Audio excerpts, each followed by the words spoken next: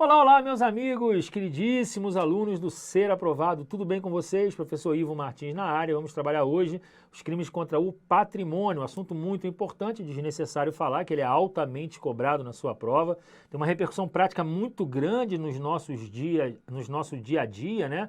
A gente tá cansado de ver notícias de jornal, notícias de telejornal, internet, trazendo, né?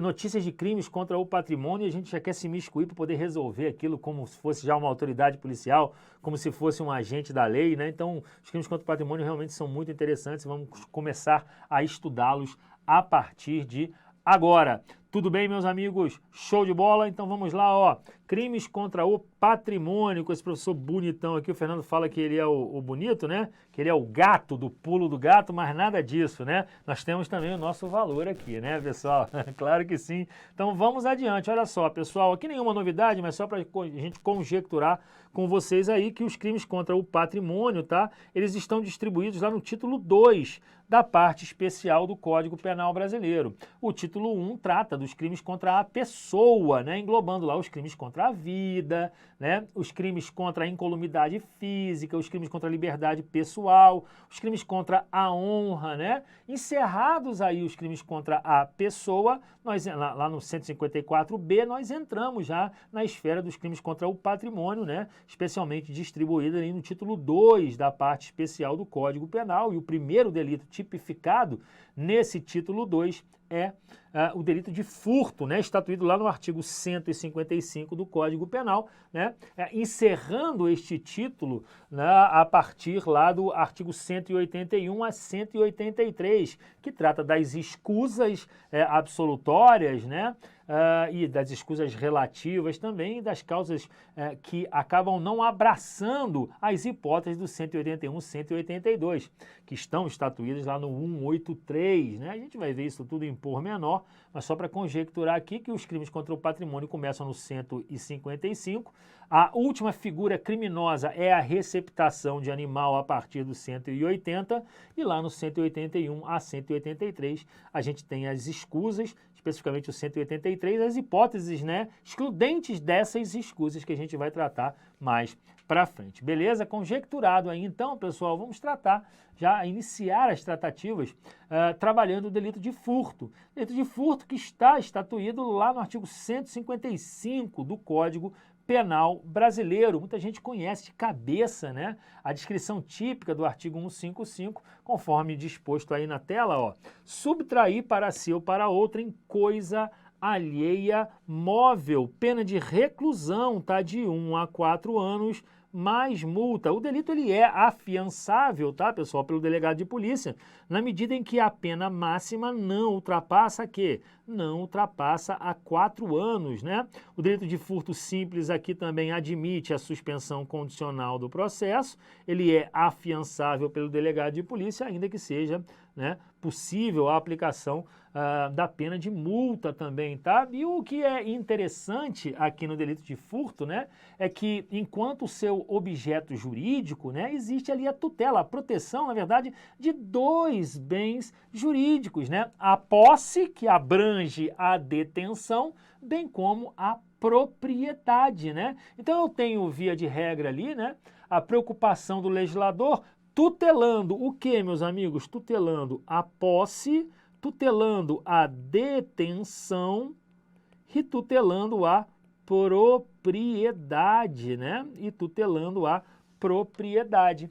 É importante esta visualização aí do delito de furto. Não é só o dono que é a vítima do crime de furto, a gente vai ver isso em pormenor, mas também se revela vítima do crime de furto aquele que, por exemplo, tem a posse, ainda que não seja o proprietário da coisa. E isso é muito importante de você compreender, tá bom? O crime de furto é um delito material. E por que é material? Porque ele exige, né, pessoal, a diminuição patrimonial, ele exige a inversão da posse. A coisa tem que sair da esfera de patrimônio da vítima e entrar na esfera de patrimônio do autor. há uma diminuição patrimonial. Aquele cara que estava R$ 5.000 mais rico, agora está R$ 5.000 mais pobre, em face justamente da subtração. Depende, portanto, de um resultado material.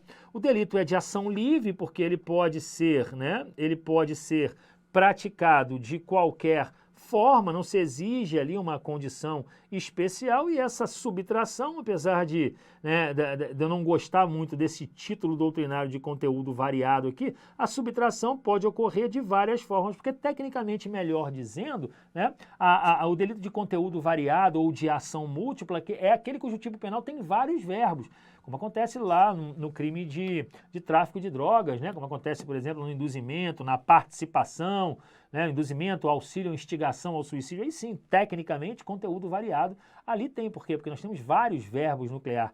Aqui a gente tem apenas a subtração, mas entende-se também que é de conteúdo variado, porque essa subtração pode ocorrer de várias formas, já que o delito é tratado como um delito de execução livre, tá, pessoal? Agora, uma observação importante, presta atenção aqui comigo. Vocês já ouviram falar naquela expressão ladrão que rouba ladrão tem 100 anos de perdão? Sim ou não, pessoal? Olha o que aconteceu outro dia aqui comigo e presta atenção, eu vou conjecturar.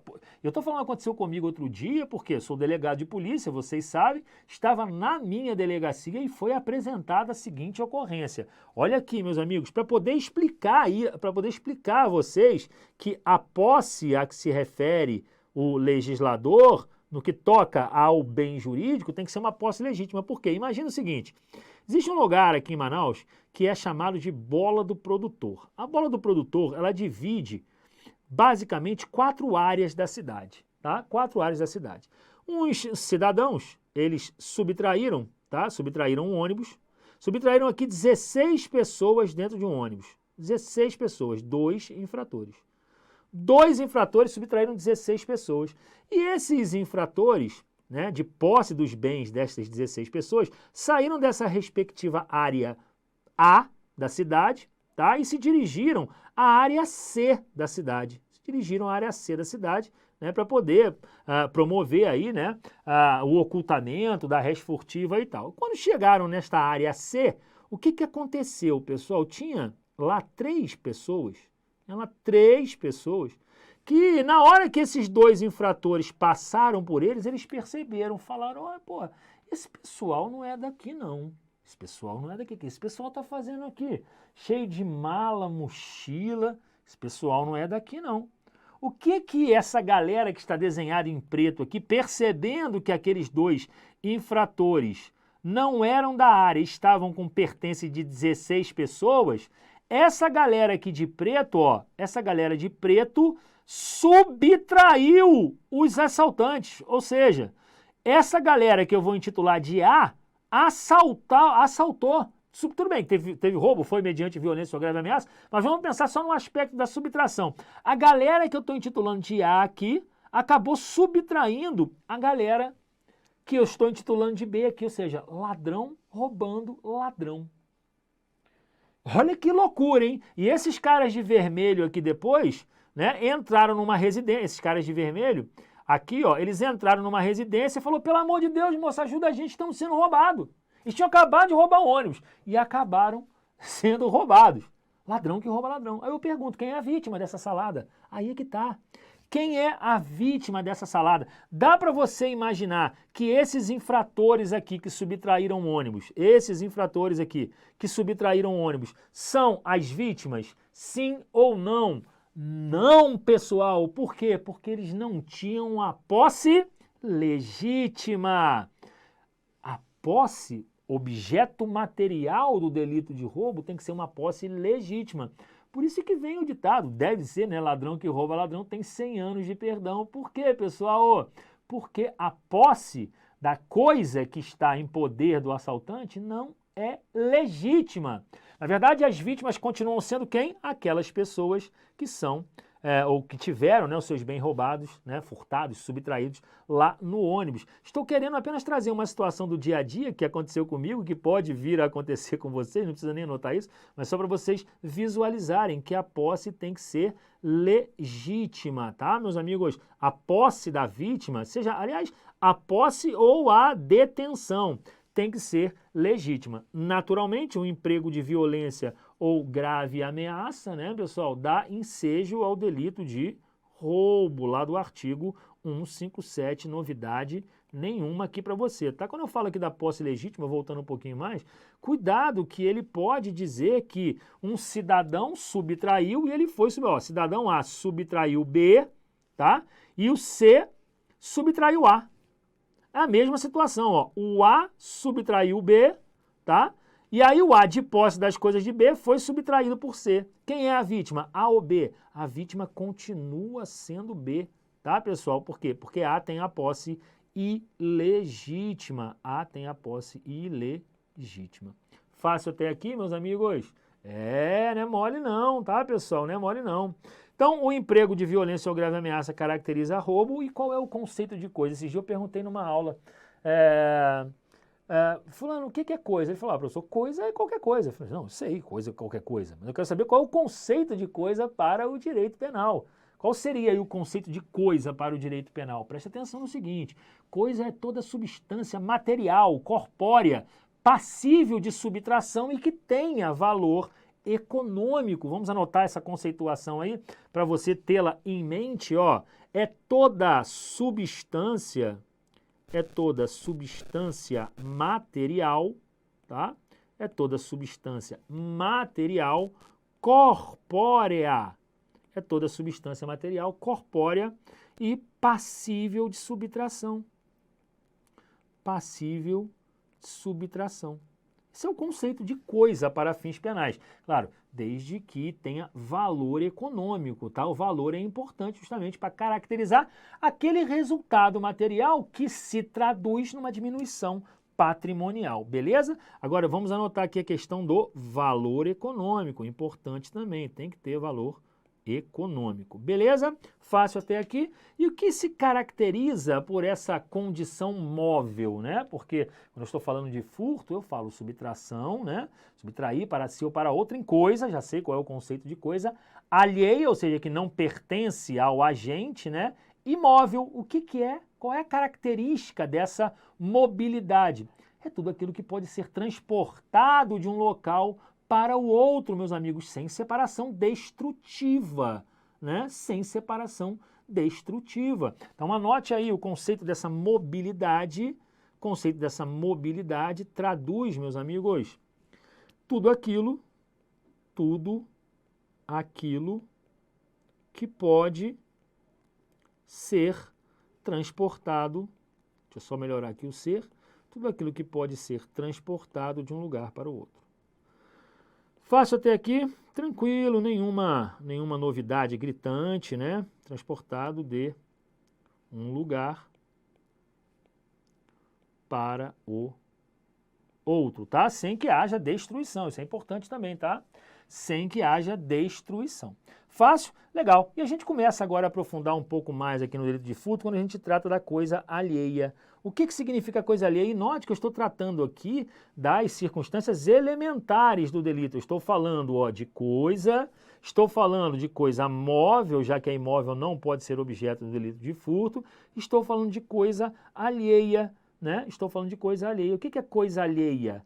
Coisa alheia é aquilo que apenas está sobre o alvedrio, sobre os cuidados do proprietário? Não, tá? Não só do proprietário, mas também do possuidor, tá? Ou do detentor. Não é só do proprietário, mas também do possuidor e do detentor. Agora, possuidor e detentor, o que, meus amigos? Legítimos, tá? Possuidor e detentor legítimos. Fáceis aí esses conceitos iniciais? Beleza, então toma cuidado, porque nem toda coisa pode ser objeto material de furto, tá, pessoal? Por exemplo, a coisa sem dono, a coisa que não tem dono, pode ser objeto de furto? Não. A coisa sem dono não pode caracterizar delito de furto. A coisa sem dono é alheia? Não é alheia, não tem dono, meus amigos. É igual a coisa abandonada. Vem comigo, a coisa abandonada tem dono? Não, já teve, não tem mais. Professor, na prova, como é que eu vou saber? O examinador tem que dizer, né, pessoal? Se se trata de uma coisa sem dono, se se trata de uma coisa abandonada, ou ainda se trata de uma coisa perdida. Porque a coisa perdida tem dono? Olha aí a diferença. A coisa perdida tem dono? Tem, só não se sabe quem é. Mas não conclua que a coisa perdida pode ser objeto material de furto, tá? Não conclua diretamente isso não. Beleza? Claro que existe coisa sem dono, existe coisa sem dono, né? O Paulo pergunta. Agora, a gente está estudando teoria, tá, Paulo? A gente está estudando teoria. Não existe uma coisa sem dono? Pode existir perfeitamente uma coisa sem dono. Da mesma forma que pode existir uma coisa abandonada e pode existir uma coisa perdida. Aqui na tela eu trago para você essas definições porque elas vêm em prova, tá, pessoal? Presta atenção. A chamada res nullius, e vocês podem ver essa expressão em prova, é justamente a chamada coisa sem dono, tá? Coisa sem dono. Na prova, o examinador tem que dizer, tá, meus amigos? Eu já vou falar da energia elétrica também, fica tranquilo. O que é a res derelicta? A res derelicta é a coisa abandonada. A coisa abandonada. A coisa abandonada tem dono? Me respondam aí. Não, já teve. E a gente tem a res dexperdita, que é a coisa perdida. Veja só, cuidado, tá? Cuidado, não conclua, porque aqui não tem dono, ó. Aqui na coisa sem dono, né, naturalmente, não é alheia. A coisa abandonada não é alheia. A coisa abandonada não é alheia. A coisa abandonada já foi, não é mais. Beleza? A coisa abandonada não é alheia. E a coisa perdida, ela é alheia. Ela é alheia, mas não conclua de imediato que se trata do delito de furto, tá? Por quê, meus amigos? Por que isso? Porque, veja, a propriedade de coisa perdida, ela não é renunciada espontaneamente pelo dono, tal como acontece com a coisa abandonada, né? Só que o apoderamento por terceiro, né? Se terceiro resolve ficar com aquela coisa perdida, ele não, depois de um certo prazo, né? Especificamente 15 dias, ele não vai responder pelo delito de furto. Se alguém encontra uma coisa perdida e se apodera, responde pelo delito de apropriação de coisa achada. Responde por apropriação de coisa achada. É um delito que está tipificado lá no artigo 169, parágrafo único, inciso 2º do Código Penal brasileiro, tá? É um chamado crime a prazo, vale muito a pena dar uma olhadinha nele. É um crime a prazo. Por que crime a prazo, professor? Porque a doutrina se intitulou, porque o cidadão, quando encontra uma coisa perdida, ele tem um prazo para devolver, né? Ele tem um prazo para que ele possa encontrar o dono ou devolver para o seu real proprietário, possuidor ou detentor. Se decorrido esse prazo ele resolve se apoderar desse bem não devolvendo, ele não vai responder por furto, vai responder pelo delito de apropriação de coisa achada, lá do artigo 169, parágrafo único, inciso 2º. Tá, pessoal? Beleza? A coisa sem dono, né? Tô vendo aqui que a galera que tá acompanhando ao vivo aqui está falando, a coisa sem dono, naturalmente, ela é a coisa abandonada. Mas imaginemos, se possível for, uma coisa que desde a sua origem ela é sem dono, né? Uma coisa que desde a sua origem é sem dono. Porque a coisa abandonada ela já teve um dono, né? Mas há de se imaginar, de repente, alguma coisa que nunca teve um dono. Ela foi feita, a coisa foi feita, ela foi construída, mas ela nunca teve o dono. Isso é diferente da coisa abandonada, porque a coisa abandonada teve dono, ela só não tem mais. Beleza, Márcio? Então só cuidado com isso, mas é óbvio que hoje a coisa abandonada, né? Ela é uma coisa sem dono, naturalmente, ela não tem mais dono, já teve. Fácil até aqui, meus amigos? Tranquilo? Então vai me dando um feedback aí para saber se está tudo bem. Algumas perguntas de prova, meus amigos, aqui para vocês. O homem vivo pode ou não ser objeto material do crime de furto, hein, meus amigos? Se alguém resolve subtrair um homem vivo, o homem vivo, ele pode ser objeto material do crime de furto, sim ou não, pessoal? Claro que não. Homem vivo não se trata de coisa, tá? Agora, conforme o fato, né, o sujeito ativo pode vir a responder por outro crime, sequestro, cárcere privado ou até mesmo subtração de incapazes, lá do artigo 249. Mas objeto de furto não pode acontecer, então anota aí, ó. O homem vivo não pode ser objeto de furto. Sim, homem vivo, ó, homem vivo não é coisa, tá? Homem vivo não é coisa. Agora, cuidado, tá, com o sequestro, pode vir a configurar, né, sequestro ou subtração de incapazes. Subtração de incapazes. Beleza? Crime de furto não acontece, mas pode ensejar aí um sequestro, eu acho que ele está no artigo 147, não, 147 é ameaça, está no 148 do Código Penal e a subtração de incapazes lá no 249. Agora, objeto material de furto não pode ser, o homem não pode, tá, pessoal? Até porque ele não é coisa, não tem valor econômico e você mata essa questão justamente por conta disso. Ele não é coisa. Qual o conceito de coisa? Aquilo que pode ser transportado, por exemplo, de um lugar para outro, né, sem que possa ser destruído e que efetivamente tenha um valor econômico, né? Homem tem valor econômico? Não tem valor econômico. Perfeito. Aí esse entendimento plausível, né, de você acertar questões na prova aí, tá? A questão do cadáver. Cadáver já caiu em prova e tem caído, tá? Então presta atenção em relação a isso. O cadáver, meus amigos, o cadáver, ó, o cadáver, ele pode ser objeto material de furto? Sim ou não? O sujeito está passando lá pelo IML, né? O sujeito está passando lá pelo IML e aí ele vê um cadáver, né, deitado lá numa maca antes da necrópsia, ele resolve subtrair aquele cadáver e levar embora aquele cadáver. Levou embora o cadáver. Literalmente subtraiu o cadáver, porque ele levou embora o cadáver. E aí, pode ser objeto material de furto? Não, pessoal. A subtração de cadáver, ela pode constituir um outro delito. E não constitui delito de furto por um motivo exato de que o cadáver não é coisa. E é por conta disso, eu estou falando em regra, a gente vai ver daqui a pouquinho que o cadáver pode ser objeto de furto se ele for destacado por uma finalidade específica. Não é o caso, olha o exemplo que eu dei, o cadáver está lá na porta do IML, alguém vai e o subtrai. Que crime que pratica esse cidadão? É furto? Não, porque cadáver não é coisa. Se o cadáver for subtraído, pode vir a configurar o crime do artigo 211 do Código Penal. O 211 do Código Penal trata de quê, meus amigos? Crime contra o respeito aos mortos, vilipêndio, destruição, ocultação de cadáver, coisas nesse sentido, tá? Crimes, tá? 211 lá do Código Penal, crimes contra o respeito aos mortos. Mas furto não é, tá? Aos mortos. Agora, cuidado quando o cadáver, tá, pertencer a alguém. Olha lá o que eu estou te dizendo.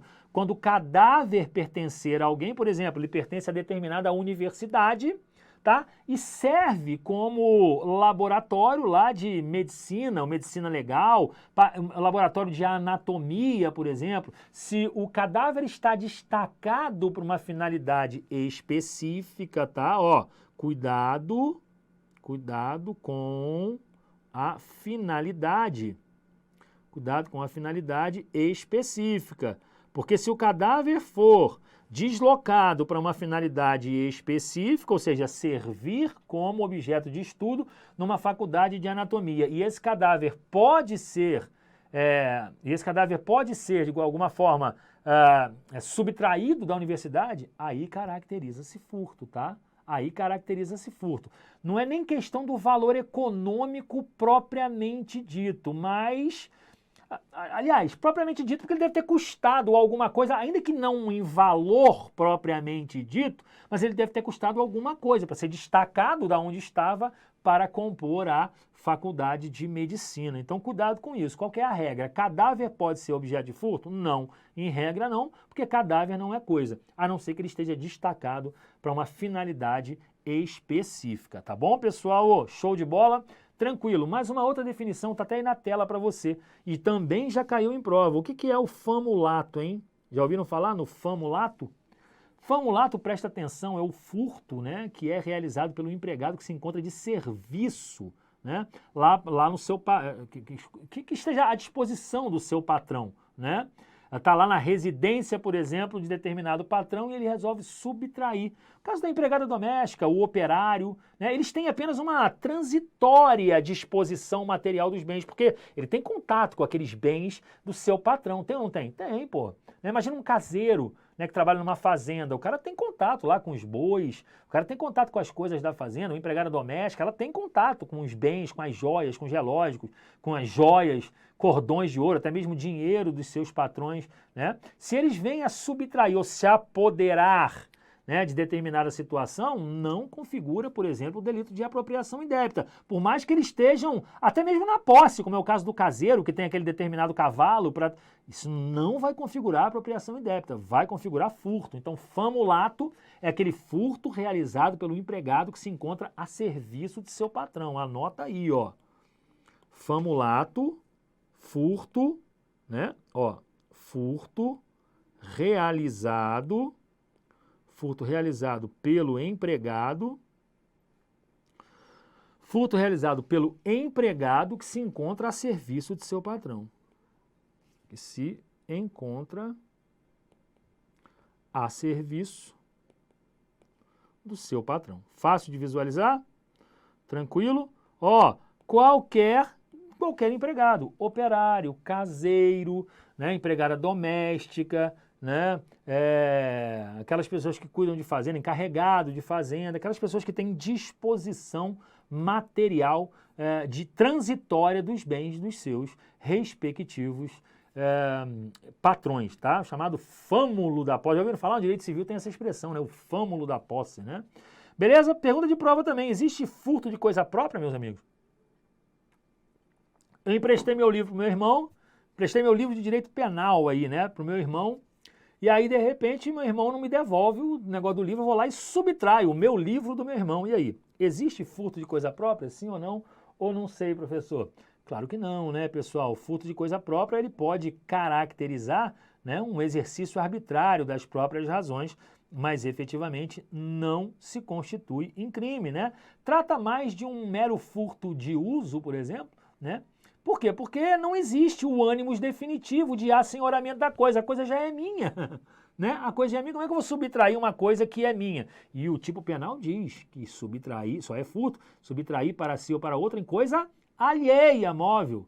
O tipo penal não diz subtrair para si ou para outra coisa própria móvel, não, tem que ser coisa alheia, então cuidado com isso, tá, pessoal? Famulato é sim mais uma modalidade de furto, não é qualificadora não, tá? Cuidado com isso aí, tá? Não é modalidade, beleza? A não ser que, no caso aí, o sujeito ativo o faça utilizando o abuso de confiança, aí vai ser, tá? Aí vai ser. Agora, por exemplo, se eu tenho uma empregada, eu não confio na minha empregada, eu não confio porque eu tenho vários empregados, aqui tenho 10 empregados, até gosto dos meus empregados, mas não confio nos meus empregados. Não confio como eu confio, por exemplo, na minha esposa, como eu confio no meu pai, como eu confio nos meus amigos, né? Essa confiança diferenciada. Se um desses meus empregados eles subtraem em determinada situação, ele não vai responder por furto com abuso de autoridade, porque eu não tenho confiança nele. Furto com abuso de autoridade, ó. Furto com abuso de confiança, porque eu não disponho confiança nele. Então ele não vai responder. Pode até ocorrer o famulato, mas não vai ser na forma qualificada, porque eu não tenho abuso de confiança. Beleza, meus amigos? Tranquilo? Show de bola? Muito bom, vamos adiante. Cuidado com o furto de coisa própria. Não existe furto de coisa própria. O delito é subtrair para si ou para outra em coisa alheia móvel, tá bom? O furto de coisa própria pode caracterizar o chamado furto de uso. Pode caracterizar o chamado furto de uso. Como é que estamos aí, hein, meus amigos? Tudo tranquilo? Me dá um feedback aí, tá? Para saber se está tudo indo bem. Né? São muitas as informações. Está em 3 slides praticamente aqui, tanta informação que a gente já trabalhou, porque isso cai bastante em prova, tá bom? E aquela situação que outro dia caiu mesmo num concurso, meus amigos, no seguinte sentido: se o agente, em razão de um erro, de uma falsa percepção da realidade, se apodera de um objeto pensando que esse objeto é seu. E aí, o que acontece? Ele vai responder pelo delito de furto, sim ou não? Claro que não, né, pessoal? Se ele se equivoca quanto à realidade dos fatos, pensando que aquele objeto era o seu quando na verdade não era, ele vai ser, no caso, beneficiado com a consequência jurídica do erro de tipo, né, pessoal? Que afasta o dolo, mas permite a punição por crime culposo se houver previsão legal. No caso do furto, existe previsão legal para o delito de furto? Não existe, então o fato vai ser atípico, tá bom? O agente ele erra justamente na elementar coisa alheia. Ele pensa que a coisa é sua quando na verdade a coisa é alheia. Olha aí o erro sobre um elemento constitutivo do tipo legal, caracterizador lá do artigo 20 do Código Penal brasileiro. Fácil de visualizar? Se ele não tinha a consciência e nem a vontade de subtrair, né, ele não vai responder pelo furto doloso, né? Como não tem a modalidade culposa, o fato é atípico. Beleza? Fácil, trago isso até para você. Aqui, ó, caso o agente por erro se apodere, né, de objeto supondo ser próprio, meus amigos, erro de tipo, tá? Erro de tipo aqui, com as consequências lá do artigo 20, parágrafo, do artigo 20, aliás, do Código Penal. Parágrafo 3º não. Parágrafo 3º é outra modalidade de erro. Tá? Artigo 20 do Código Penal brasileiro. Cuidado também que tem caído bastante em prova a questão da súmula 567, tá, pessoal? Súmula 567 é a que trata do sistema de vigilância realizado por monitoramento eletrônico. O cidadão ele entra no supermercado, né? E no momento em que ele entra no supermercado, as pessoas passam a vigiá-lo pelo sistema de monitoramento. Ele não vai conseguir efetivamente subtrair o material, por quê? Porque está todo mundo olhando. Na hora que ele passar do caixa, o pessoal vai fazer o quê? Na hora que ele passar do caixa, o pessoal vai prendê-lo, né? O pessoal vai fazer a contenção dele ali, né? E aí o que acontece? Há muito tempo se discutia, ou vem se discutindo, né, a questão de, não, esse cara ele jamais vai conseguir praticar o delito que ele quer praticar. Estamos diante de um crime impossível, né? Porque o agente ele não vai conseguir atingir o resultado que ele quer. O resultado que ele quer atingir é completamente impossível. Por quê? Porque está todo mundo olhando, né? E aí advogava-se a tese de que seria crime impossível, e no crime impossível não existe tentativa, né? Só que aí o STJ ele sumulou o entendimento no seguinte sentido: olha, pessoal, em que pese haja sistema de vigilância realizando monitoramento eletrônico, ou até mesmo a presença de segurança no interior do estabelecimento comercial, isso por si só não torna impossível a configuração do crime de furto. Olha o que diz a 567, ó. Sistema de vigilância realizado por monitoramento eletrônico ou por existência de segurança no interior do estabelecimento comercial, por si só, não configura, tá, a característica do crime impossível, tá? Não torna impossível a configuração do crime, tá? Não configura o crime impossível. Então cuidado com isso, porque o examinador na prova vai dizer que, não, tem sistema de monitoramento, ele não vai responder por furto tentado, porque ele jamais conseguiria consumar o resultado. Cuidado, nem sempre. Por si só, o fato de ter segurança por si só não caracteriza o crime impossível, tá bom? Muito importante a súmula 567 quando a gente está falando do delito de furto, tá? Tanto a 567 quanto a 511. A súmula 511, que eu estou envolvendo aqui também para vocês, é importante, ó. É aquela segundo a qual é possível o reconhecimento do privilégio. O que é o privilégio, hein, meus amigos? O privilégio é uma causa de diminuição de pena. É uma causa de diminuição de pena. Né? O furto privilegiado, ele é trazido à tona, né, quando a coisa é de pequeno valor, né, quando a coisa furtada é de pequeno valor, o agente é primário e de bons antecedentes.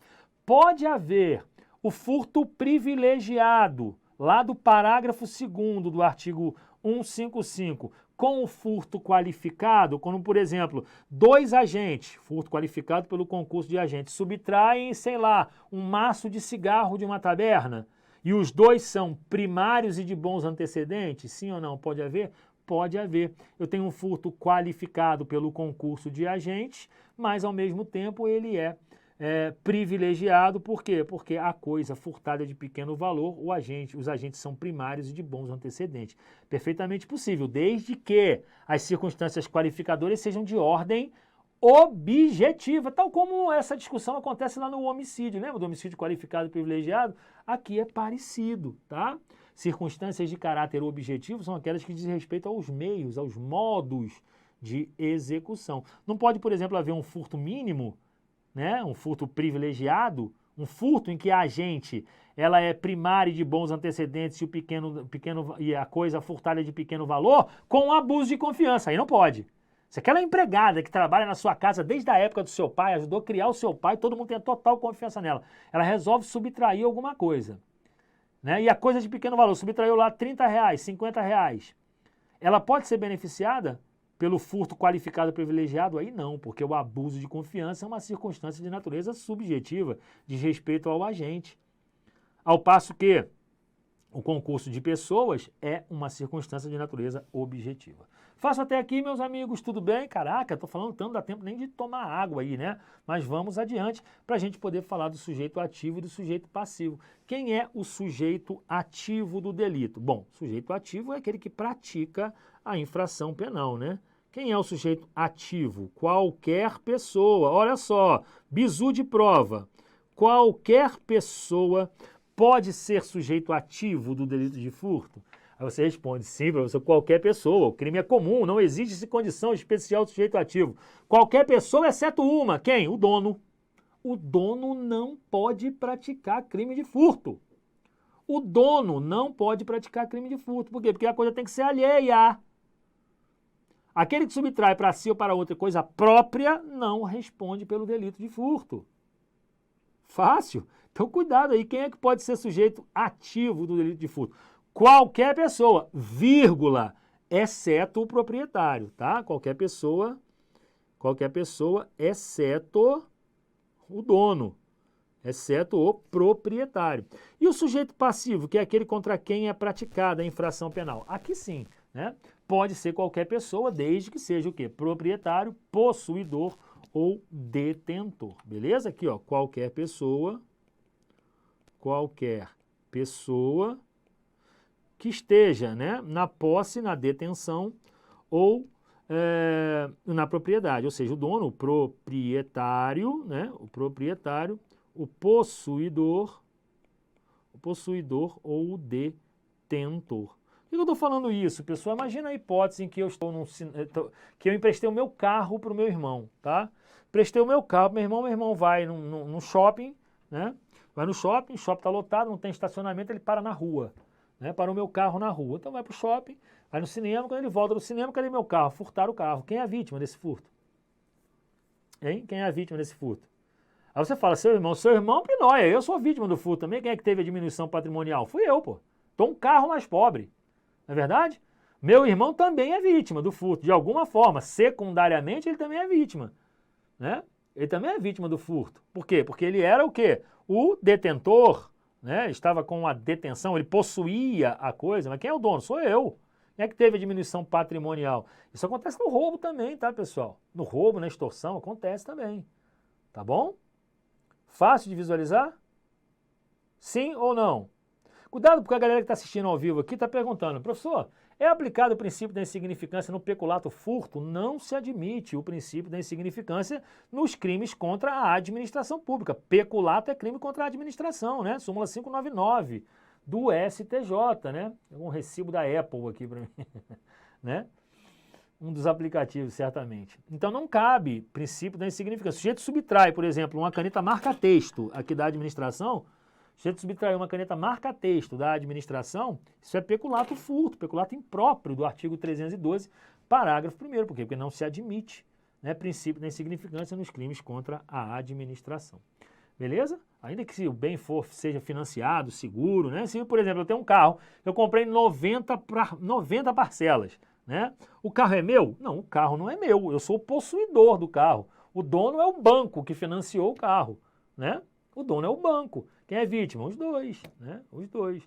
Tem a vítima primária e a vítima secundária. Cuidado aí com isso. Outro recibo da Apple não dá. Depois eu tenho que desabilitar isso, não sei como é que é ainda. Se alguém souber como é que desabilita isso, me manda um direct no privado depois, por gentileza. Faço até aqui, meus amigos, tentativa no furto, é cabível sim ou não? Cabível tentativa no delito de furto? Claro que é, né, pessoal? Delito plurissubsistente, né? Tentativa perfeitamente admissível, problema nenhum. E o delito de furto, ele é processado por ação penal pública incondicionada. Aliás, a grande parte, né? A grande parte, né, dos crimes contra o patrimônio são de ação penal pública incondicionada, né? A exceção do furto de uso, né? A exceção do furto de uso, do furto de uso nem é crime. A exceção do furto de coisa comum do artigo 156 e agora do estelionato, né? Estelionato que é crime contra o patrimônio, mas agora, em razão do advento do pacote anticrime, passou a ser, em regra, de ação pública condicionada à representação, né, pessoal? Muitos questionam na época por que o furto simples de 1 a 4 anos também não poderia vir a ser de ação pública condicionada à representação, porque no furto o desvalor da conduta do agente é muito grave, né, pessoal? O cara tá subtraindo uma coisa ali, né? No estelionato a vítima entrega. No estelionato, se a vítima tivesse um pouco mais de cuidado, ela não entregaria. No furto, a pessoa está sendo despojada sem saber, né? Situação um pouco mais grave, por isso que a ação é pública incondicionada. Tudo bem, meus amigos? O senhor vai falar de furto com emprego de explosivo? Claro, isso é furto qualificado. Eu ainda estou na seara do furto simples. Não sei se consigo falar hoje ainda, né? Mas nos próximos blocos falarei, sem dúvida. Vamos trabalhar todas as hipóteses, tá? Todas as hipóteses do delito de furto. Vamos esmiuçar o delito de furto de modo que tudo que cair na sua prova, você tem condição aí de acertar. Beleza? Se a tentativa é cabível, né? Se a tentativa é cabível, a galera já está me dando uma dica aí para desabilitar as mensagens. Top demais, já vou fazer isso depois. Tá? Mas a consumação do delito de furto, tentativa é possível. A consumação, como é que se dá aí a consumação? Meus amigos, e aí, ó, para a gente poder trabalhar a consumação do delito de furto, a gente tem que trazer a lume aquelas 4 correntes, né, que disputam a prevalência dessa consumação, né? Pô, professor, mas eu sei que a teoria adotada no Brasil, né, pelo Supremo Tribunal Federal, é a teoria da amostra, da apreensão, então não precisa saber as outras. Pessoal, não tem jeito, precisa saber as outras, sabe por quê? Principalmente porque cai em prova, e se cai em prova, o examinador, ele tem aí a possibilidade de fazer você errar, e eu não quero que você erre. Então tem que saber as 4 teorias para poder diferenciá-las e acertar aquela que o examinador perguntar. Vai que ele pergunta uma teoria que não é mais utilizada. Pode isso? Pode. O examinador pode perguntar. Se ele está falando de delito de furto, ele pode perguntar qualquer coisa, tá? A teoria da concretácio, meus amigos, aqui, ó. Tenho 4 teorias. A concretácio, a amócio, a ablácio e a ilácio, tá? O que diz a concretácio? A teoria da concretácio é aquela que mais se afasta, né, dos requisitos de consumação do delito de furto, porque ela advoga a seguinte tese: na concretácio, a consumação do delito se dá pelo simples contato entre o agente e a coisa alheia, dispensando o seu deslocamento. Pô, pessoal, simples contato? Pelo simples contato do agente com a coisa? Não dá pra gente admitir, né? Simples contato do agente com a coisa. O que acontece aqui? Fica muito distante, né? Fica muito distante dessa questão da subtração. Pô, o cara tá tendo só o contato? Não dá pra gente imaginar a consumação com base no simples contato do agente com a coisa, dispensando o seu deslocamento. A gente precisa ir um pouco mais além, por isso que o STF adota a teoria da amócio e da apreensio, né? Segundo a qual tem que ocorrer aqui, meus amigos, a inversão da posse, ó. A inversão da posse, tá? A remoção da esfera de vigilância, ainda que não seja de forma mansa e pacífica. Mas você tem que inverter a posse, a gente precisa inverter a posse, remover, né, a disposição da coisa, vamos até anotar isso aí, ó. Remover a disposição da coisa. A coisa sai da esfera de patrimônio da vítima e entra na esfera de patrimônio do autor. ainda que não seja, tá, de maneira mansa e pacífica. Vou até anotar, frisar mais uma vez aqui, porque eu não quero que ninguém erre isso na prova. Dispensada posse mansa e pacífica. Não há necessidade de posse mansa e pacífica. Basta a inversão da posse com a remoção, com a perda da disponibilidade da coisa. Certa vez, pessoal, caiu numa prova uma questão de um furto. O cidadão furtou uma pessoa dentro de um cruzeiro, subtraiu a carteira do cara dentro de um cruzeiro, né? E o cidadão percebeu que havia sido assaltado, né? O assaltante correu com a carteira, a coisa já saiu da esfera de patrimônio da vítima e já entrou na esfera de patrimônio do autor, mas a posse não estava mansa e pacífica. Na hora que o cara dentro do navio gritou, pega ladrão, o cara jogou a carteira no mar. E a questão perguntava se isso é fruto, né? Se isso é fruto, se isso é furto consumado ou se é furto tentado. Tá baixo o som, pessoal? Caramba, pra mim aqui o pitch tá no máximo. Vou aumentar mais um pouquinho aqui. Alô, alô, alô, ei, a. Pronto. É o máximo que eu posso chegar aqui, senão estoura, né? O Fernando veio aqui uma vez, estourou uns microfones tudo aqui. Então o que acontece? O cara no navio subtraiu, né? No navio subtraiu. A vítima olhou, ei, pega ladrão! O ladrão não tinha posse mansa e pacífica, mas o ladrão jogou no mar. E aí, houve a inversão da posse? Sim ou não? Houve a inversão da posse. Posse mansa e pacífica? Negativo, nada de posse mansa e pacífica. A vítima perdeu a disponibilidade sobre a coisa? Claro que sim, a carteira está no mar, ninguém pega. Note que a coisa não chegou a entrar na esfera de patrimônio do autor do furto, mas a vítima perdeu a disponibilidade da coisa. A coisa está jogada no mar, não recupera nunca mais. Houve a remoção da esfera de vigilância, houve a remoção da disposição da coisa, tá bom, pessoal? Então, cuidado com isso aí, beleza? A questão da posse mansa e pacífica é mero exaurimento do crime, é um post factum impunível, beleza? Essa, portanto, é a teoria utilizada lá no crime de furto. E muita coisa que a gente está falando, tá, pessoal? Muita coisa que a gente está falando aqui no delito de furto, a gente vai aproveitar lá no roubo, tá? Principalmente esses aspectos introdutórios aqui, né? Por exemplo, a teoria adotada para o momento consumativo do roubo é o mesmo, a mesma teoria adotada para o momento consumativo do furto, né, pessoal? O roubo nada mais é do que um furto com violência à pessoa, né? Por isso que algumas características são bem semelhantes, tá? Então, a primeira teoria, a concretar-se, fica muito distante.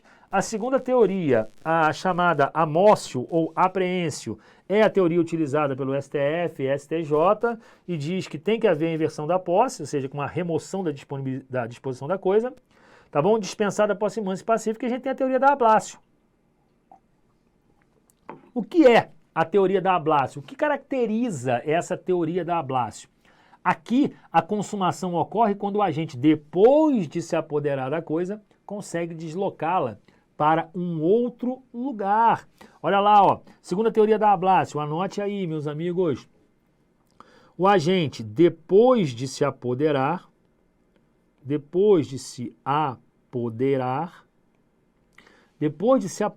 coisa, consegue deslocá-la.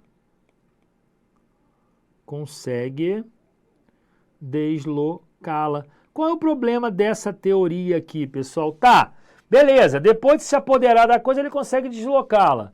Mas vem cá, a vítima perdeu a disponibilidade da coisa, ela não deixa clara. Tá? Esses termos aqui não são em inglês, tá, pessoal? É latim. Né? Outro dia um aluno falou para mim, professor, não entendo nada de inglês. Isso não é inglês, isso é latim, pelo amor de Deus, tá, gente? Se eu estou colocando aqui é porque cai na prova dessa forma, beleza? Então tem que ter em mente aí essa disposição, porque é assim que cai na prova. Então a teoria da ablácio também não é utilizada, porque depois de se apoderar da coisa, consegue se deslocá-la. Mas sim, a vítima perdeu a disponibilidade da coisa, houve a inversão da posse? Não dá para a gente saber. A concretar-se fica muito distante dessa questão da inversão da posse. E a gente tem a teoria da ilácio, tá? Segundo a teoria da ilácio, a coisa deve ser levada para um local seguro. A coisa deve ser levada para um local seguro. Já essa aqui acaba estendendo demais, né, o momento consumativo para o delito de furto. Só vai estar consumado quando o cidadão tiver a posse mansa e pacífica, ou seja, quando levá-la para um local seguro. negativo. Ela já foi até levada a efeito, hoje não é mais. Beleza? Hoje leva-se em consideração justamente a teoria da amócio ou da apreensio. Beleza, galera? Show de bola, muito bom. Olha, para você que é nosso aluno aqui do Ser Aprovado, pessoal, as minhas apostilas de direito penal, grande parte dela, tem lá 30, 40 apostilas, ela já vem com alguns exercícios, tá? Então vale muito a pena complementar o estudo da aula com as apostilas, né? Nem tudo que a gente fala aqui está na apostila e da mesma forma nem tudo que está na apostila a gente fala aqui porque é um estudo complementador, né? Um acaba complementando o outro, por isso que é bom promover o estudo conjunto, tá, pessoal? Aquelas pessoas que ainda não são assinantes do Ser Aprovado, eu convido, né, para que venham a se tornar aí alunos do Ser Aprovado. Basta acessar o nosso site www.seraprovado.com.br. Aí muitos concursos de carreira policial, né? Você pode então aí fazer parte do nosso timaço, né, de alunos e professores já com muitos aprovados aí inclusive, tá?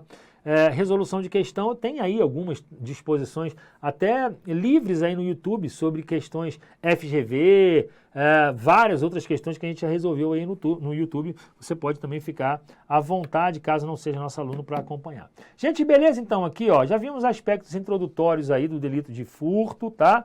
As teorias que explicam a consumação do crime de furto e eu trago algumas observações aqui para a gente trabalhar. Principalmente, né, aquela perspectiva que está relacionada à diferença entre a tentativa de furto, né, o início da execução do delito de furto e os atos preparatórios. Você sabe, né, dentro de um iter criminis, né, dentro de um caminho que o crime percorre, da sua ideação até a sua consumação, ele tem algumas etapas a percorrer, né? A etapa da cogitação, a etapa da preparação e até aqui, em regra, o direito não pune, né? Há determinadas hipóteses na preparação até pune, mas em regra a preparação não é punida. A punição começa a vir quando? Quando o agente inicia a execução do delito, né? E aí não consuma por circunstâncias alheias à vontade dele, né? Ou o agente consuma o delito.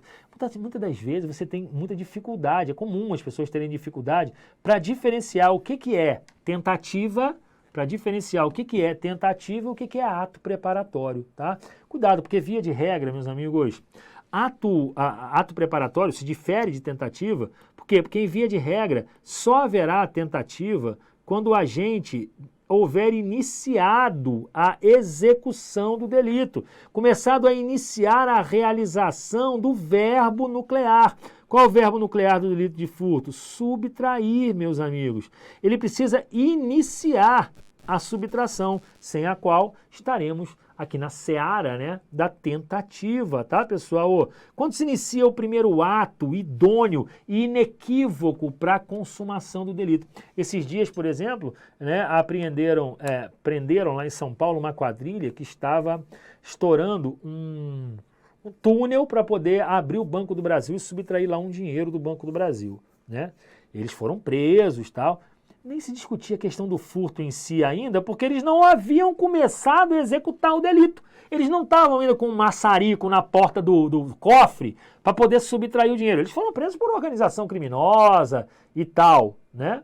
Foram presos por organização criminosa e tal. Acho até que deram uma forçada na tentativa de furto, mas via de regra, né, segundo as teorias admitidas no direito penal quanto ao início da execução, é necessário que o agente comece a executar ou a iniciar, tá, de maneira inequívoca os atos iniciais do tipo penal. Tá? É necessário que não haja, olha aí, ó, qualquer dúvida de que o ato se destina à consumação do crime, sem o qual estaremos falando de tentativa, tá, pessoal? Eu tenho aqui algumas hipóteses. Por exemplo, se o agente ele é surpreendido, ó, subindo a escada para entrar numa residência.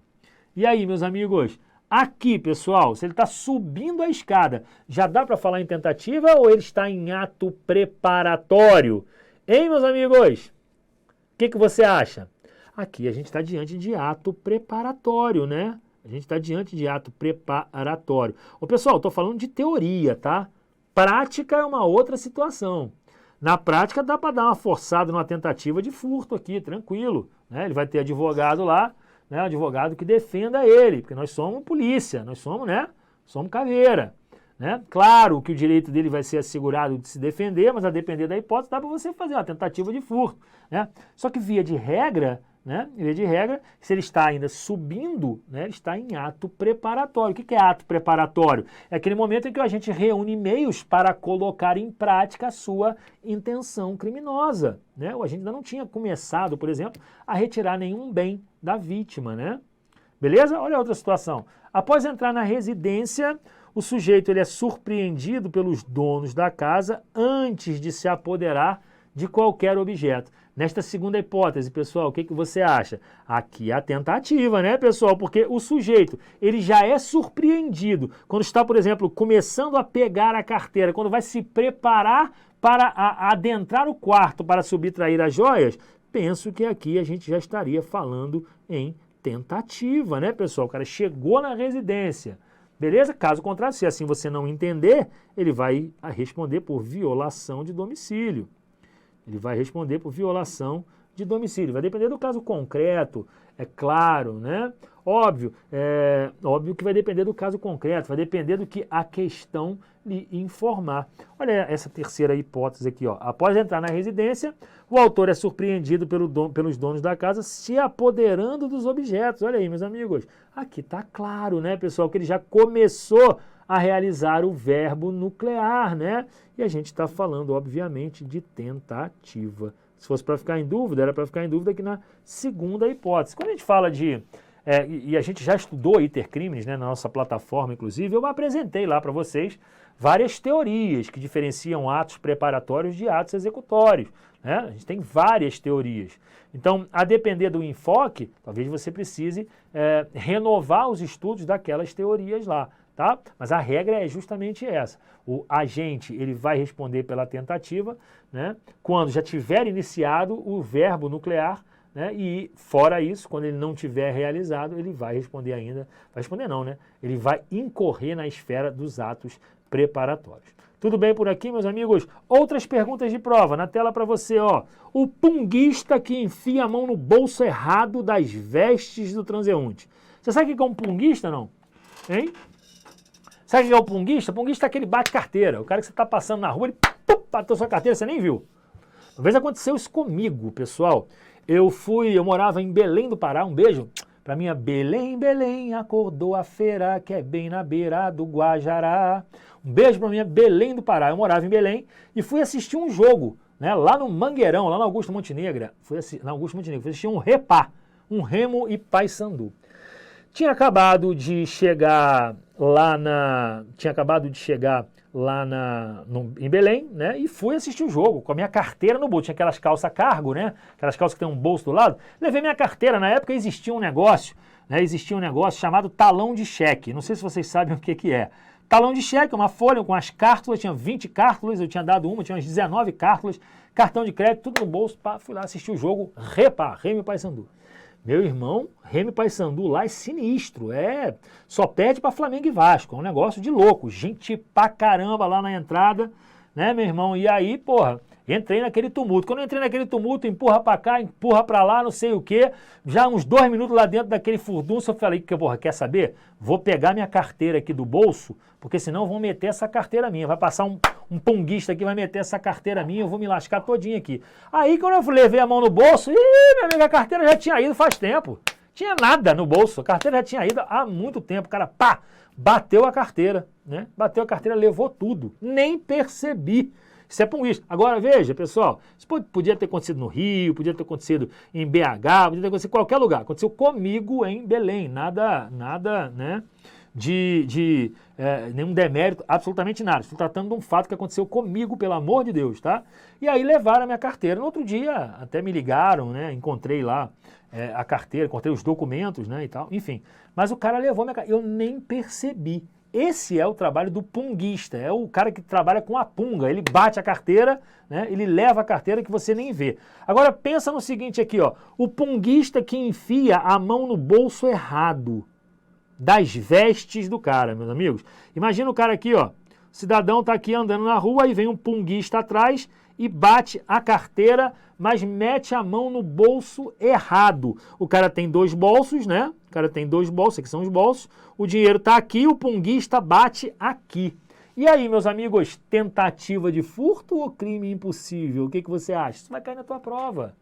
Isso vai cair. Levei farelo, olha lá, Isso vai cair na tua prova. Deu pra entender a situação? O cara tá andando na rua, o punguista vem atrás e pá, 2 bolsos, ele bate num bolso e não tem dinheiro. E ele pega e vai embora. Responde por tentativa ou não? O dinheiro estava no outro bolso. E aí, pessoal, tentativa ou não? Pessoal, neste caso, tentativa. Por quê? A ausência do objeto naquele bolso é uma circunstância meramente acidental. É uma circunstância meramente acidental. Não torna impossível a realização do delito. A gente vai responder pelo crime de furto. Diferentemente, né, pessoal, se a carteira não tiver com a vítima, os 2 bolsos vazios. É bolsos ou bolsos, né? Não sei. Os 2 bolsos vazios. O cara vai bater lá a carteira em um bolso só. Não leva dinheiro. Porra, gente, ele não levaria nem se a carteira estivesse no outro bolso. Não tem dinheiro, não tem nada. Compreende? Então, quando ele vai no bolso errado, né? E está no outro bolso, ele responde por tentativa. Por quê? Porque aí a ausência do objeto naquele bolso é uma circunstância meramente acidental. É uma circunstância meramente acidental. Ele escolheu o bolso errado, né? Aí ele vai responder por tentativa. Agora, se não tiver nada no bolso, né? Se não tiver nada em nenhum dos bolsos, nada em nenhum dos bolsos, aí tem como consumar o delito, pessoal? Não tem, né? Aí eu estou falando de crime impossível, beleza? Claro, impropriedade, né, absoluta do objeto. Como é que eu vou subtrair, né, uma coisa se não tem coisa para ser subtraída, beleza? Afinal, não se pode subtrair coisa alheia de quem nada tem, concorda? Tá? Não pode subtrair coisa alheia de quem nada tem. Já caiu em prova e já aconteceu, inclusive, comigo, conforme o exemplo que eu acabei de dar, beleza? Outra coisa que cai bastante em prova é a questão do furto famélico, tá, pessoal? Que não tem nada a ver com famulato. A galera tá falando aí que o punguista era Juninho. Às vezes deu azar, né, cara? Às vezes deu azar, né? Porque ele foi catar um bolso e a coisa estava dentro do outro bolso. No meu caso lá, ele se deu bem. Ele levou um dinheiro, na época eu devia ter lá uns R$150, o cara levou tudinho, né? Bateu a carteira e levou na moral, né? Até tirei o chapéu pro cara, porque, porra, não senti nada. O cara levando, bateu a carteira, foi embora, amarradão, né? Mas assim, pessoal, brincadeiras à parte, a questão do furto famélico. Furto famélico você não pode confundir com o famulato, são situações distintas, tá? Furto famélico, veja lá, é aquele cometido, né, por aquela pessoa que se encontra em situação de extrema miserabilidade. O cara está passando fome, o cara está na penúria, ele necessita de alimento para saciar a sua fome e o de sua família. Isso é crime, meus amigos, a questão do furto famélico, sim ou não? O cara que subtrai para matar a fome, hein? Esses dias eu prendi um cidadão, né? Prendi um cidadão, ele foi subtrair uma farmácia, ele estava com 12 tubos de desodorante no corpo todo, 12, subtraiu uma farmácia. Estava lá na delegacia, a PM chegou com o cara, doutor, subtraindo a farmácia, ó, 12 tubos de desodorante, botou os tubos de desodorante na mesa, cidadão, por que você subtraiu isso aí? Pô, doutor, porque eu estou sem emprego, eu estou passando fome, eu estava subtraindo para poder comer. Não pode dar um catiripapo num cara desse, né, pessoal? Porque dá problema é abuso de autoridade, mas merecia, né? É uma conversa com ele, fala, filhinho, senta aqui, titio vai te explicar, olha só. Não vem me dar uma moral com o negócio de furto famélico aqui não, tá? Porque isso não é furto famélico. No furto famélico, tem que subtrair a própria coisa que você vai comer. É a inevitabilidade do comportamento lesivo. Eu subtraio ou morro de fome. Conseguem visualizar? Conseguem compreender essa situação de necessidade? O furto famélico não é crime, tá? É causa excludente de ilicitude. É causa excludente de ilicitude. Tá? É causa excludente de ilicitude. Ela exclui o crime propriamente dito, tá? O furto, na verdade, que seria um crime, acaba deixando de ser, né? Porque não se torna ilícito. Beleza? O sujeito até pratica a conduta criminosa, mas que deixa de configurar crime por conta da excludente de ilicitude, né? Principalmente consubstanciada no que a gente chama de inevitabilidade, olha só, inevitabilidade do comportamento lesivo. Inevitabilidade do comportamento lesivo. Como assim, professor? O comportamento adotado pelo agente tem que ser inevitável, meus amigos. Ou ele, acabei de falar, ou ele subtrai aquela comida, ou ele vai morrer de fome, ou a sua família vai morrer de fome. Tem que trazer uma situação de perigo atual, que não provocou pela sua vontade, nem podia de outro modo evitar, para poder salvar direito próprio, ou alheio, ou de sua família. Conseguem perceber? Tem que estar presentes aí os requisitos do estado de necessidade, desde que a subtração seja para saciar a própria fome, né?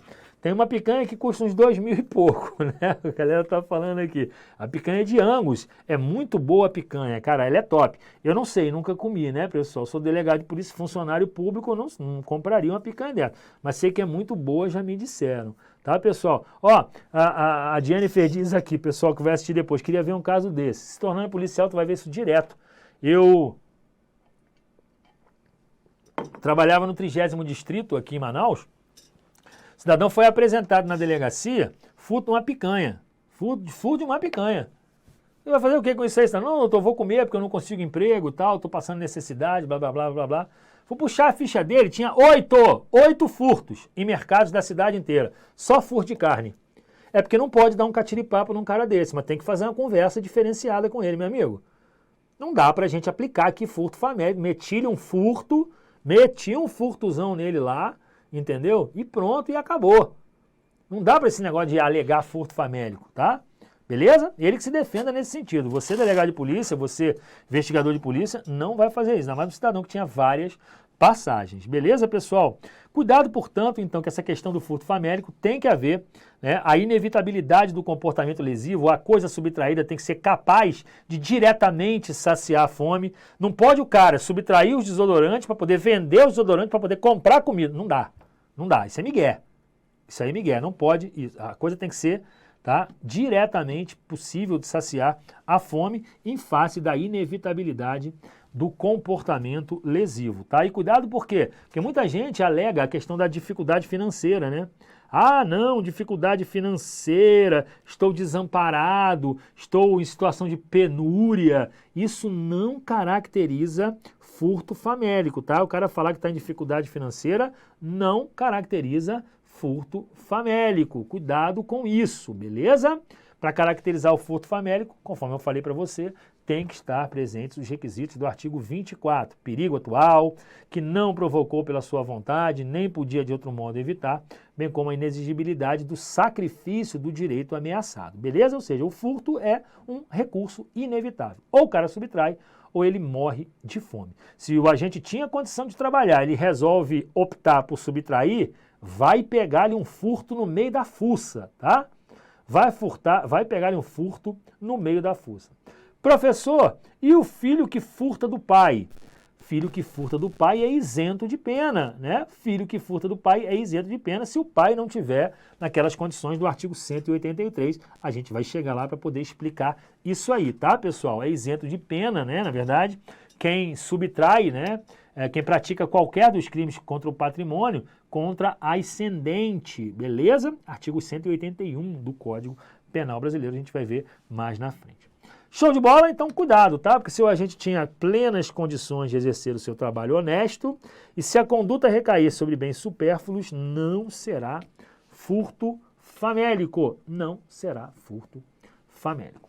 Tudo bem, meus amigos? Fácil até aqui? Como estamos? Olha aí, avançamos um pouquinho mais agora para tratar das hipóteses que saem lá da figura essencial ou da figura original do delito de furto.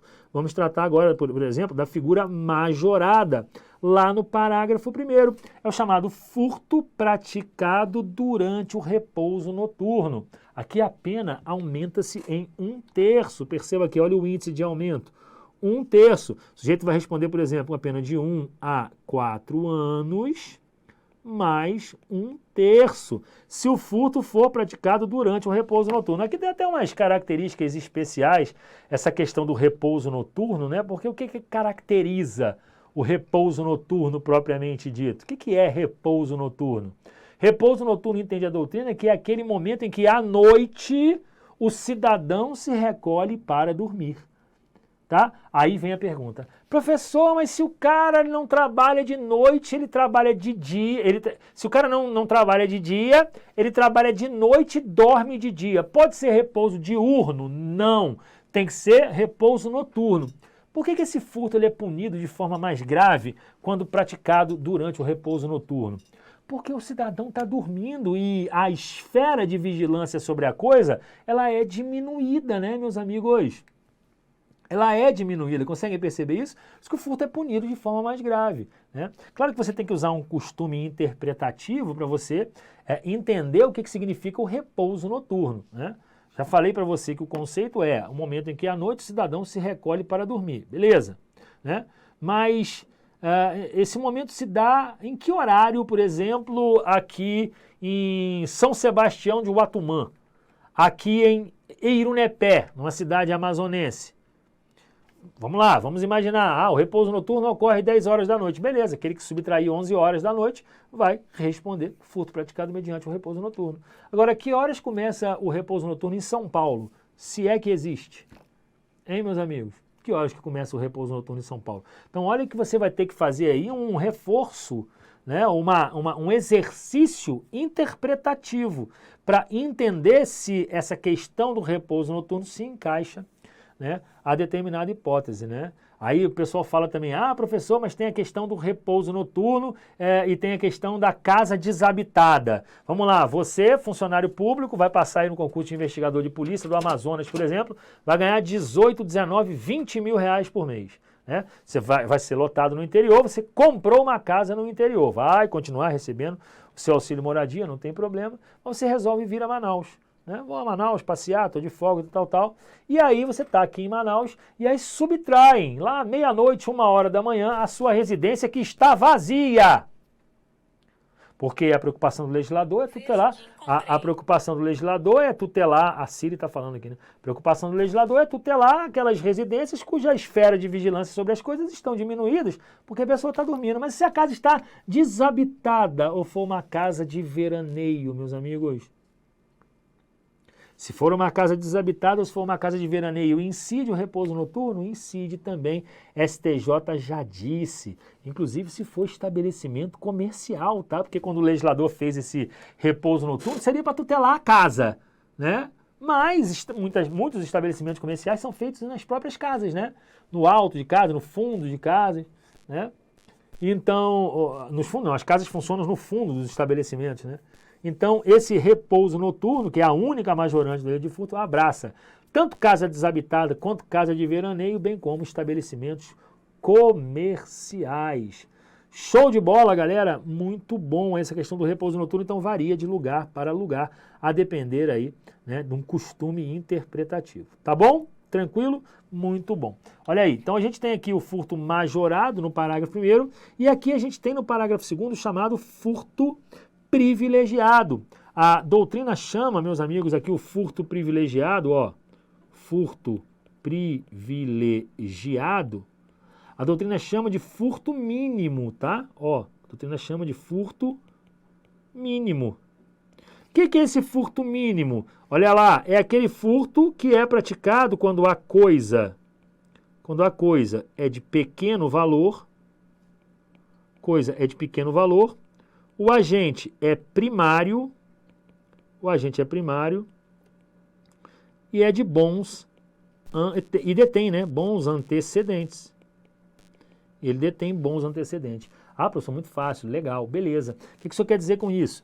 Eu quero dizer que o furto privilegiado, também chamado de furto mínimo, é diferente do chamado furto de bagatela. É diferente do furto de bagatela, o chamado furto insignificante. Escrevi certo? Deixa eu ver. Deixa eu até escrever melhor, né? Chamado furto insignificante. Escrevi de azul. Que é um insignificante.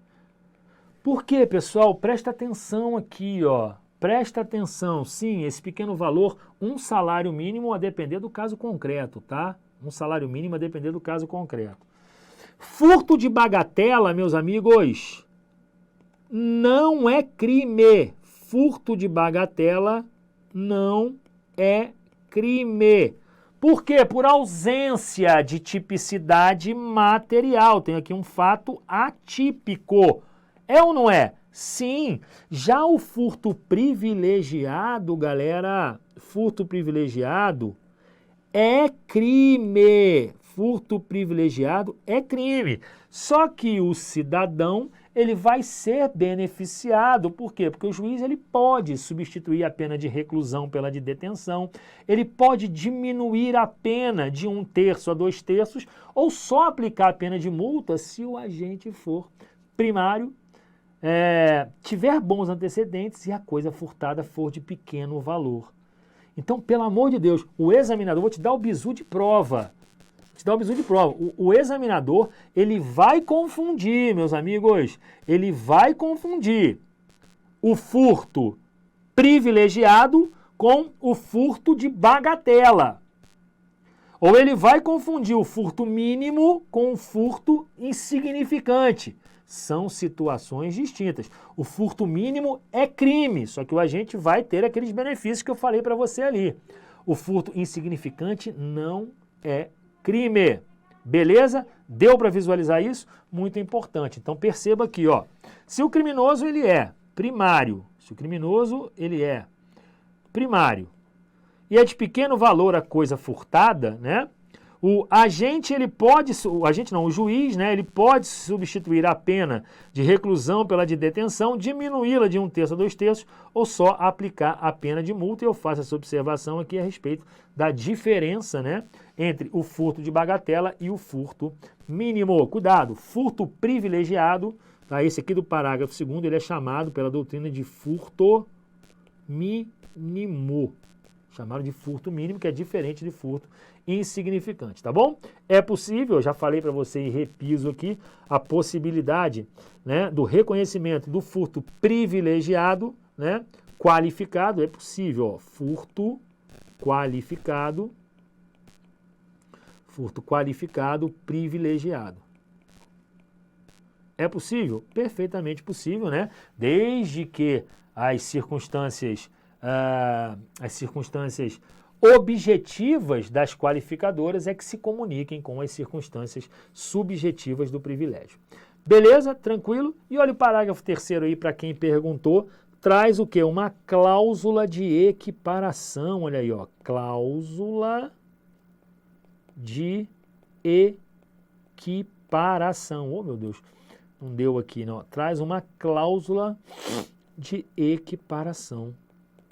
Cláusula de equiparação. Como assim, professor? Cláusula de equiparação. Sim, por quê? Porque o legislador, ele equipara a energia elétrica a coisa móvel. Ele equipara a energia elétrica com coisa móvel. Esses dias eu entrei numa residência, olha esse caso. Fui numa residência, antes da gente fazer um intervalo aqui. Então, na delegacia, uma cidadã procurou lá a delegacia e falou, doutor, minha casa ontem, né, minha taberna é tipo uma birosca, né, onde vende uns negocinhos de necessidade primária, assim, né. A birosca da minha mãe, a taberna da minha mãe foi assaltada pelo feinho. O feinho assaltou a taberna da minha mãe ontem, 2 horas da manhã. Foi lá e subtraiu uns negócios. Falei, certo, a senhora sabe onde o feinho mora? Sei, inclusive ele está lá na casa da mãe dele agora, né, tá lá na casa da mãe dele agora. Falei, vamos lá, peguei 2 investigadores meus, entramos na viatura, descaracterizaram e fomos até a casa. Chegamos na casa, os 2 investigadores se colocaram no portão, né? E eu fui olhar por cima do muro, olhei, tinha um cidadão assistindo televisão, uma senhora vindo em direção ao portão, né? Aí eu olhei pro cidadão e falei, cidadão, abre a porta, polícia civil, quero entrar. Na hora que eu falei isso, ele correu pra dentro de casa. Eu falei pros investigadores, vai, entra. Aí na hora que a gente foi entrar, a velhinha veio, peraí, vocês vão aonde? Eu falei, nós vamos entrar. Falou, vocês não vão entrar não, cadê o mandato? Ela perguntou, mandato. Cadê o mandato? Falei, não sou deputado, não tenho mandato. Cadê o mandato? Era o mandado que ela queria. Falei, não tenho mandado. Falei, não tem mandado, você não vai entrar. Rapaz, pior que a velhinha estava certa, não tinha mandado. O furto foi 2 horas da manhã, era 2 horas da tarde. Eu não tinha como entrar. Eu falei, minha senhora, eu vou entrar. A senhora é mãe do feinho? Ela falou, sou. Pois é, eu vou entrar, seu filho cometeu um furto ontem. E se a senhora não deixar eu entrar, eu vou lhe meter um desacato, uma desobediência e uma resistência. Ela falou, e eu vou te meter um abuso de autoridade. Ela falou pra mim, falei, tá porra. Aí eu vou lhe algemar e vou te levar pra delegacia. Ela falou, e eu vou na corregedoria. Eu falei, porra, que velha filha da puta, cara. Pior que a velha tava certa. A velha tava certa, eu não podia entrar. Olhei pros meus investigadores, dois rindo, falei, para de rir, porra, senão eu perco a moral aqui. Tá maluco, pô? Para de rir. Galera já filmando na rua, né, aquela coisa toda. Eu já não sabia o que fazer, porque o cara tinha entrado lá pra dentro da casa, né. Aí sorte que Deus ajuda quem trabalha. A sorte é que Deus ajuda quem trabalha. Porque eu olhei pra cima, eu olhei pra fiação dela, cara, tava um mafuá de fio na casa dela, um negócio de louco aqui na casa dela, que eu falei pra ela, minha senhora, dá uma cópia da sua conta de luz aí. Ela falou, doutor, não tenho. Eu falei, não tem cópia da conta de luz? Isso tudo é gato? Ela falou, doutor, é gato. Eu falei, a senhora está presa em flagrante delito pelo artigo 155, parágrafo 3º do Código Penal, furto de energia. Pode algemar, pode prender. Ela falou, não, doutor, nesse caso aí você pode entrar, fica à vontade aí, fica tudo certo, vamos fazer um acordo. Eu falei, não tem acordo não, minha senhora, é algema. Pá, algemei e levei para a delegacia. O parágrafo 3º me salvou, cara, porque eu ia pegar-lhe uma corregedoria sensacional. Eu ia pegar uma corregedoria sensacional. Artigo 155, parágrafo 3º me pegou. Mandei lá a Amazonas Energia, fez a perícia, detectou que era gato, entendeu? E a mulher foi presa em flagrante pelo delito de furto de energia. Né? Fui lá na casa e ainda peguei o feinho, né? Peguei o filho dela, o feinho, que tinha subtraído a taberna lá. Agora, pessoal, isso aqui não estou inventando não, isso vai acontecer com vocês, que vão pra rua, depois que forem policiais, viu? Isso vai acontecer, essa coisa direto aí, tá, pessoal? Então, o que acontece? Energia elétrica, coisa móvel, equiparada a coisa móvel. Aliás, não só energia elétrica, tá, pessoal? Porque, qualquer outra energia que tem valor econômico. Esses dias, meus amigos, eu ventilei a possibilidade da subtração do sêmen do boi bandido. Lembra do boi bandido, pessoal? Vocês não lembram, né? Vocês não assistem novela, porque vocês são concurseiros, mas uma vez tinha uma novela da Glória Pérez, chamava novela América, em que a Débora Seco fazia par romântico com o Murilo Benício, ele era um peão, né, um peão de rodeio muito famoso e tal, e ela queria conquistar a América, queria sair do Brasil e morar nos Estados Unidos, a Sol, lembra da Sol? Vocês não assistem novela, né, pessoal? Mas aí, o que acontece? Tinha lá o boi bandido, que era um touro que só o Murilo Benício, o personagem do Murilo Benício, que montava, né?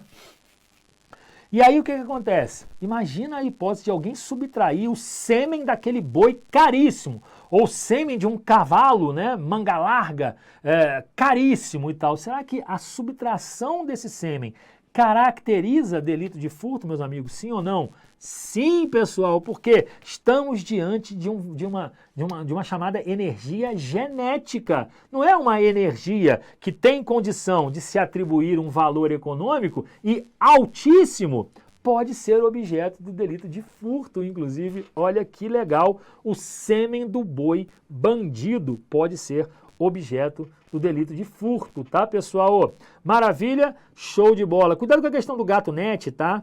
Até trago aqui para vocês, a questão do gato net, né, o famoso gato.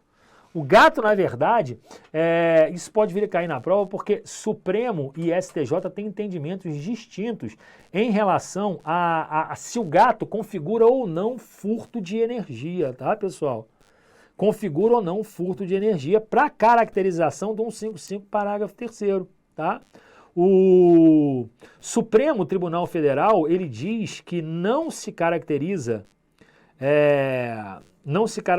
furto de energia. Por quê, meus amigos? Porque a energia, ela não se consome, ela é automática, ela é linear.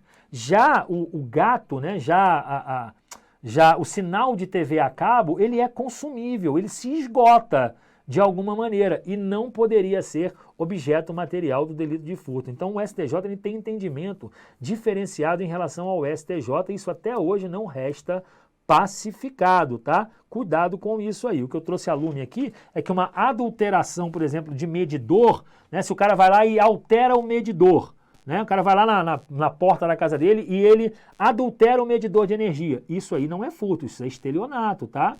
Porque ele está lá mediante uma fraude, né? Está mediante uma fraude enganando a companhia elétrica. Já viram aquelas pessoas, no interior é muito comum, aquelas pessoas que colocam garrafa PET de 2 litros em cima do relógio para poder diminuir a luz? Aquilo de repente pode ser caracterizado em estelionato, porque está fazendo com que né, o medidor aí não cobre aquilo que tem que ser cobrado, né? Está ludibriando a companhia elétrica. Então, cuidado, tá? Porque furto de medidor, alteração, adulteração no medidor caracteriza estelionato. É diferente do cara que vai lá no poste e desvia a energia diretamente para ele. Aí é furto, tá? Aí é furto de energia elétrica. Por quê? Porque é unilateral. Ele está substituindo, ele tá desviando a energia sem a companhia elétrica saber. Furto é unilateral. Aqui o estelionato ele é bilateral. A companhia elétrica continua prestando o serviço de eletricidade, continua prestando... Gente, o que vocês tanto riem, hein, pelo amor de Deus? Vocês estão rindo de quê? Por favor. O estelionato, né, ele adultera o medidor, a empresa de energia elétrica continua